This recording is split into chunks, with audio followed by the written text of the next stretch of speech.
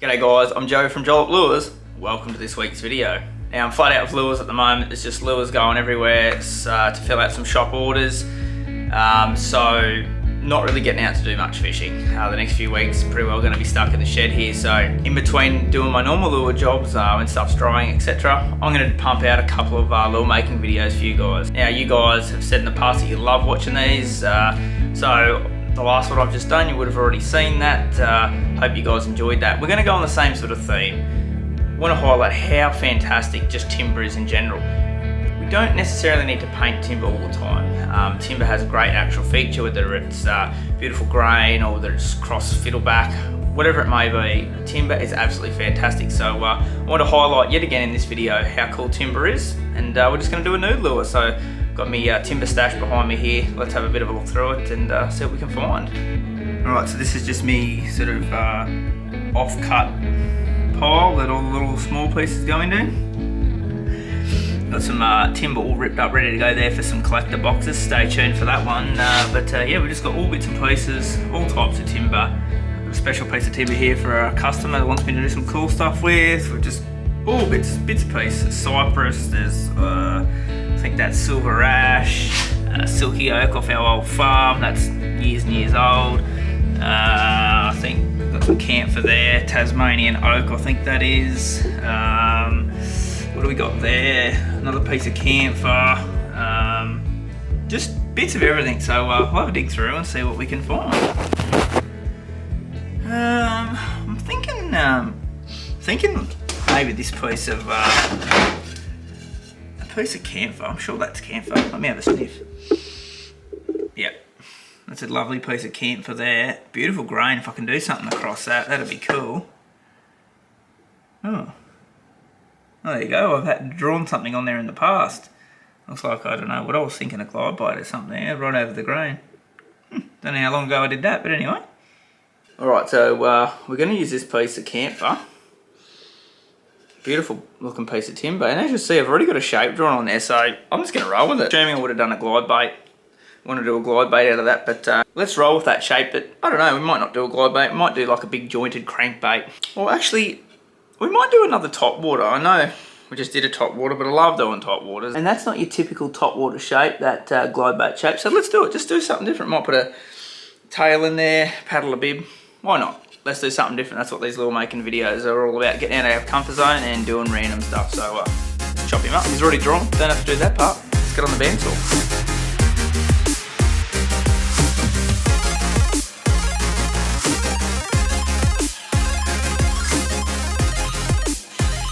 So now it's decision time. There it is. Fair chunk of wood there.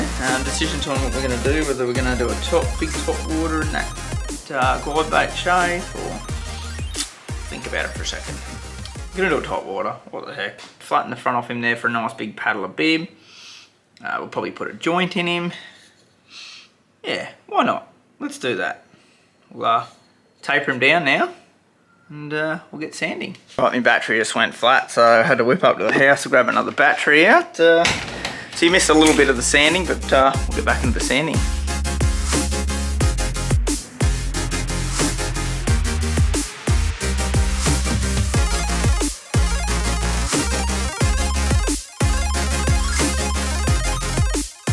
Right, there he is. Looks pretty cool. Nice big belly on him. I've got the flat front for the paddle and bib, so fair chunk of a lure, so I've got a fair bit of carving to do here, but if I wasn't unsure it was camphor, I can definitely know now. Why don't we do a few camphor laurel fun facts for you guys that don't know much about the camphor laurel tree. I know it smells like, it's hard to explain, it smells like a type of medicine or a cough lolly. That's what that camphor laurel smells like. So here's some fun facts about the camphor laurel tree while I carve this guy up. Let's get into all the interesting facts about the camphor laurel tree. The camphor laurel yields a beautiful, rich, honey-coloured timber with a clean, fresh camphor smell that is perfect for furniture. Now I have no idea what a fresh camphor smell means, but like I mentioned earlier, it just smells like cough mixture or something like that. Something that you really don't like, but it smells really good, if that makes any sense. This tree is native to Taiwan, South Japan, Southeast China. Pretty cool. It has great cultural significance as such a sort of scent. So yeah, those parts of the world, it means a lot to them. Here where we are, it's a pain in the backside. It grows on the riverbank. Means something to them, and we like to chop them down and make lures out of them. So there you go. In Australia, here we go. Lease leads into this perfect. In Australia, the camphor laurel has a less respectable reputation. As I mentioned, they're a pain in the backside. The 20 to 30 metre tall evergreen tree was introduced in the 1820s and quickly displaced and inhibited the native vegetation, which we all know now. The riverbanks in this part of the world, northern New South Wales, is absolutely full of them. It just takes over. It's widely used for windbreaks and a measure against soil erosion, hence why it grows along the river in lots of places. As a result, it has this is a big word. As a result, it has proliferated on disused pasture along the coastal hinterland of New South Wales. Pretty important word, that one. It is now categorised as a weed and can easily be identified by its glossy, waxy leaves and that smell strongly of camphor when crushed. Nevertheless, camphor laurel timber is excellent for creating fine furniture, just like this lure we're doing here now. The timber's grain is usually interlocked with a moderately fine and even texture. The camphor smell that repels moths and other insects, so yeah. So it makes it perfect for clothes storage or cabinets. That's pretty cool. So basically, if you have lots of moths in your wallet, store your wallet in the camphor laurel cabinet, you'll be sweet. Or near this lure when you buy it. Camphor laurel is extraordinarily strong, dark grain against a yellow base. Creates distinctive furniture. In the past, it has been exported to Asia and later re-imported as a finished furniture product. It's also recommended for use as slabs in kitchen bench tops, perfect for kitchen bench tops. Beautiful for that. As well as decorative veneers, internal lining boards, and turn timber and lures. So there you go, guys. Hope that's a little bit of insight to the camphor laurel tree. I've learned something. Still know it's a pest, but yeah, there you go. Hope you find that a little bit interesting. Alrighty, there he all is, sanded up, very smooth. It's hard to tell there now, but that's going to look fantastic with the clear on it. So we're going to joint him now. I want to do a jointed topwater, so I'm going to go mark it out and we'll cut the joint.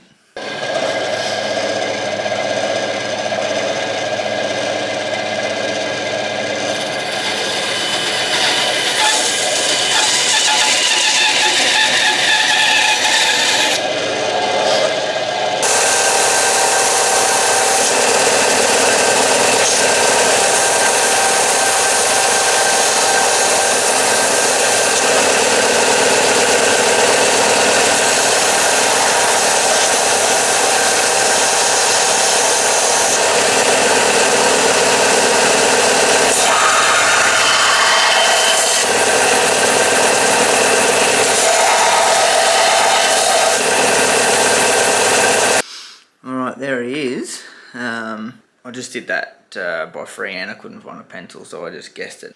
As you can see, we've gone for that real rounded joint. We chamfer back these, just allows it to give that bit more knock in the action, and just allows me to keep that joint really nice and close.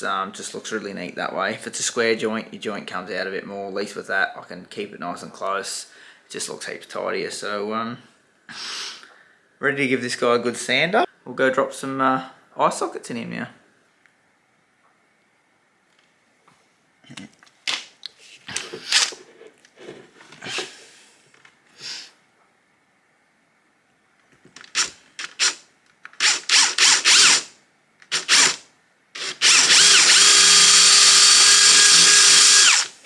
Just get the sandpaper, just cleans up all those little parts around it, and that's your perfect eye socket. I'll do the same on the other side. Pretty good.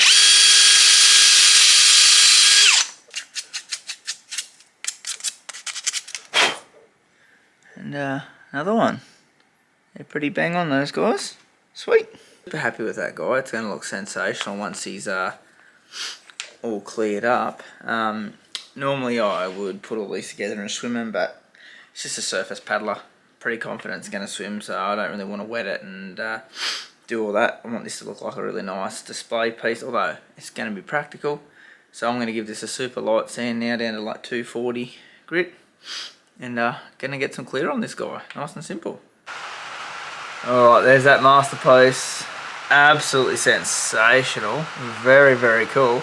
And now I know all about the fun facts of camphor. I can still smell camphor. Still have no idea what it is, but I can smell it. And that's amazing. That's through 4 coats of clear, and I can still smell it. Here, have a sniff. Maybe I've been sniffing it too much. I don't know. Anyway, let's get to gluing this guy up. Drill out our front hole there.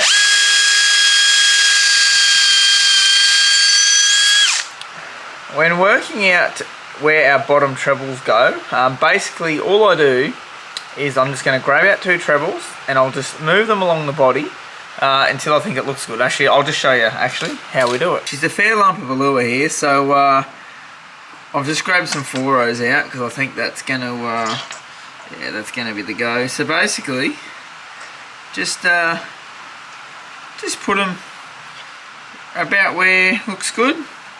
Normally I'll point them in like that so you can go, yep, they're definitely not going to tangle up, and that's exactly where those bad boys are going to go. So I'll just line them up exactly like that, and just mark that with a pen and drill me holes right there. Or if you don't have a pen, you just grab your thumb like that and you go, that's where she's going to go. Get him in the centre, eye him off nice. Not that it's a matter in this case, but always get your drill bit and set it up against like that and go, right, even if I drilled right through, that's only just going to come to the top. So just an easy way so you don't pop your drill bit out the top all the time and make a mess of your lures.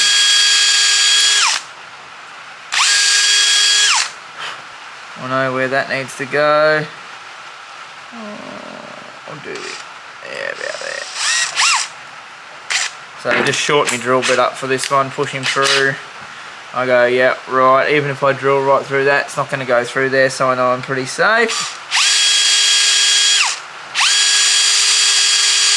Got our 2 belly holes done for those hooks. I get a lot of questions and a few comments saying I don't show you guys how to joint, how I do the joints. So we'll do this in detail. I'm going to show you how we join a jointed lure like this. So I'll zoom in and we'll give you guys a look. This is the easiest way to mark him out. Now, I've already got 1 hole in there from where I had it on my rack, dipping it in the clear. So we're just going to use that as our center hole. So a pair of verniers are your friends.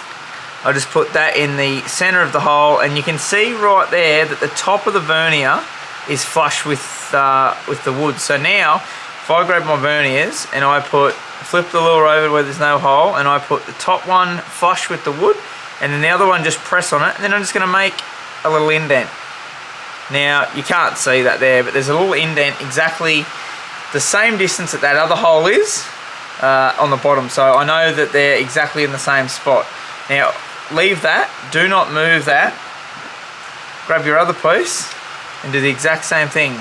That top one level, and just make a little dent, and do the same at the bottom, make him level and push him in like so.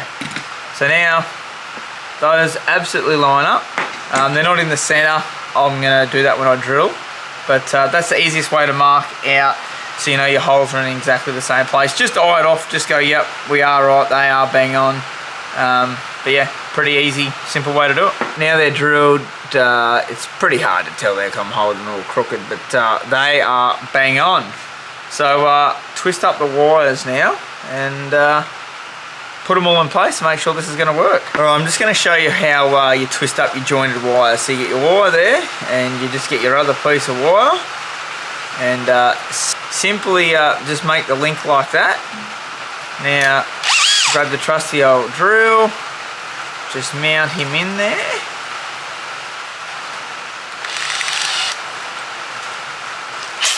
Now, no different to how we normally do it. Now all we do is we put that piece over our drill bit in our vise, just keep that to the back and just apply some pressure like so, and just twist him up nice and tight for that one. Pop him off, and and that's it. Your simple link. Do the other one, put them in. So when that all fits together, it looks like that, and as you can see, they line up absolutely perfectly, just because of that simple little method we use. Now, what I would tend to do is just before you glue him up, just straighten them all up, make sure they're all nice and even, and give them a good old push together. Oh, like really tight. All that does is it just creates a little bit of a bigger hole, and it just beds them in that little bit further. Tighter the joint, neater it looks, and that looks perfect. It's time to glue up our lure here now. So just like usual, got the glue here. Fill them up. Now it's important when you're gluing up the joint that you just do one side at a time, just so you don't get glue everywhere and get it all confused. So right, pop that back eyelet in, a little reverse twist in like so. I already had my eyelets in, and I know exactly which way they come out, so now I'm going to put them back in the exact same way that I had them all pre-tested, so I know that they're going to fit all, etc. They all fit in perfect. Now, you've got to get all that excess glue out of that joint, because the last thing that you want is glue in between those eyelets. Going to inhibit the action of this lure, so give that all a good wipe up. Now what I like to do is just grab the pliers, grab him on your wire, and just give him a nice firm push in. You want it nice and close like so. So that side's done, then we'll just sit that down for a second, grab the other side, fill him up with glue.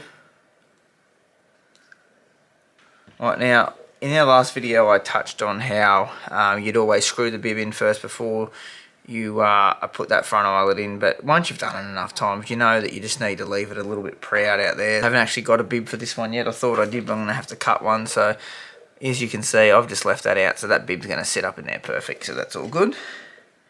Screw our belly one in, get a half like this, get this half, and all we do is we just line it up like so, and just push him down.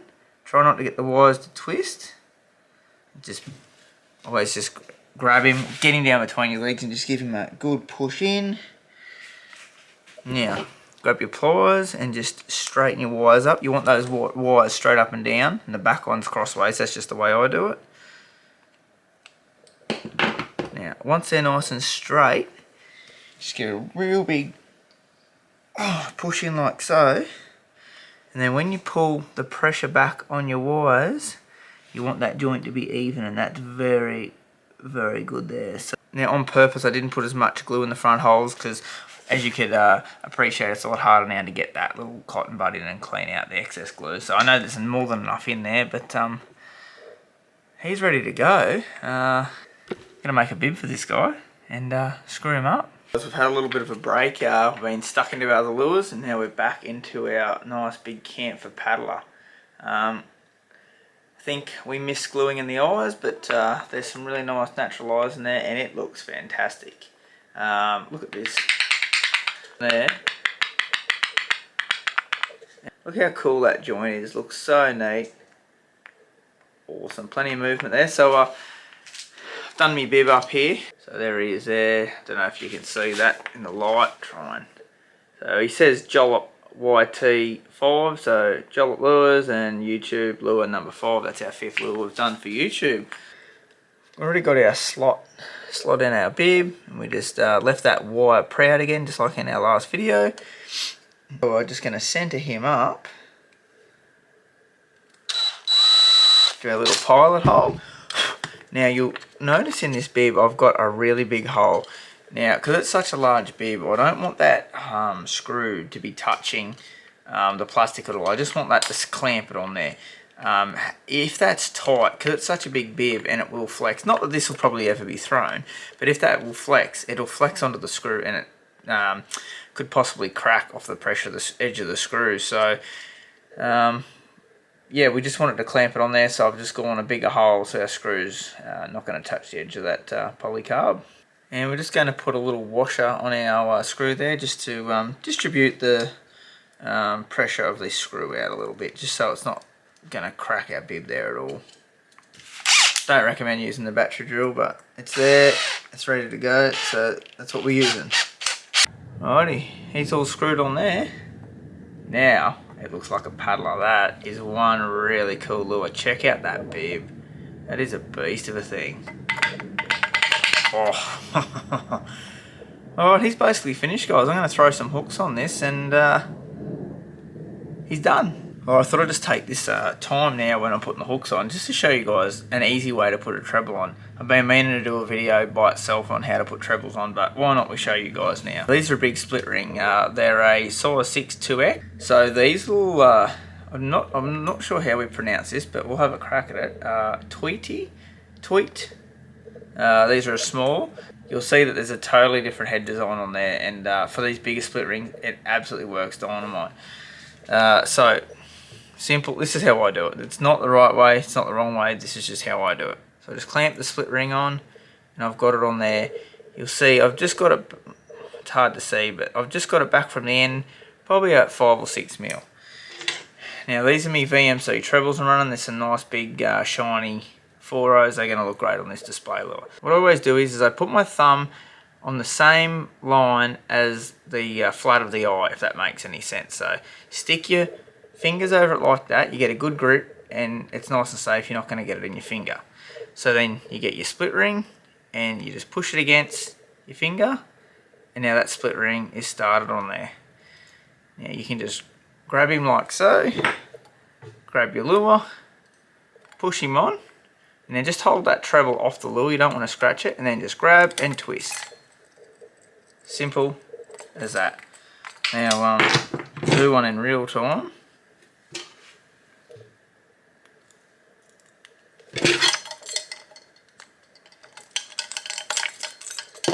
There, simple as that.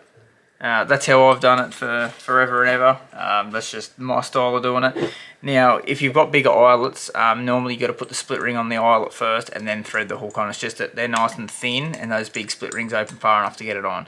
But yeah, if you're using really thick eyelets, you won't be able to pop it over because it'll be too much pressure on the split ring. So you put the split ring on the lure first and then put the treble on. So throw a split ring on the front of him. That is one finished paddler. That's him, we've wrapped him up. He looks absolutely sensational, as you can see there. It is really, really nice piece of timber. Super excited how that's come out. Very, very nice. See if I can get a bit of swim footage for you guys, if I can. Somewhere where you can see it, I'll drop it in here now. You'd be watching it right now. But keep posted for this one, guys, because I think we're going to put this one up for auction. Just check out our socials. I'll let everyone know where it's going to be up for. Guys, if you've enjoyed this, hit that subscribe button, hit that like button, and leave us a comment down below, and let us know what lures you want to see next. We get so many messages and so many comments on what lures we should make, so it's hard to keep up with them all, guys, but we love seeing all your great ideas out there. So hope you enjoyed this one, guys. If you enjoyed this, head back through our YouTube, check out our other lure making videos we've done in the past. Hopefully the river cleans up when we get back fishing. If not, expect to see some more of these lure making videos. Catch you on the next one.